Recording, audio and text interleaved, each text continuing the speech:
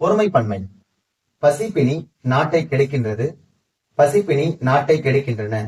இந்த ரெண்டு தொடர்ல எது சரியான தொடர் அப்படின்னு நம்ம பார்த்தோம்னா, பசிப்பினி நாட்டை கெடுக்கின்றன அப்படின்ற தொடர் தான் சரி. காரணம் பாத்தீங்கன்னா, இந்த பசிப்பினி அப்படின்றது உண்மை தொகை. உண்மை தொகையா இருக்கும்போது பசி வேறு பொருளையும் பிணி வேற பொருளையும் கொடுக்கறதுனால இது பன்மையில முடிக்கிறது தான் சரியா இருக்கும். அதன் அடிப்படையில பசிப்பினி நாட்டை கெடுக்கின்றன என்பதுதான் இங்க சரி. ஆனா அதே சமயத்துல இந்த தொடரை நீங்க கவனிச்சு பாத்தீங்கன்னா, பசிப்பினி நாட்டை கெடுக்கின்றது, பசிப்பினி நாட்டை கெடுக்கின்றன. இந்த தொடர்ல இங்க பசிப்பினி அப்படின்னு வல்லின எழுத்து மிகுந்து வந்திருக்கு. அப்ப இங்க பொருள் மாறுது. எப்படின்னா, பசியாகிய பிணி அப்படின்னு ஒரு பண்பு தொகையா வந்திருக்கு. அதன் அடிப்படையில இங்க பசியாகிய பிணி அப்படின்றது ஒருமையை தான் குறிக்குது.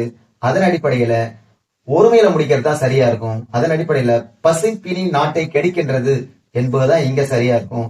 பசிப்பினி நாட்டை கெடுக்கின்றன அப்படின்ற தொடர் இங்க தவறா இருக்கு.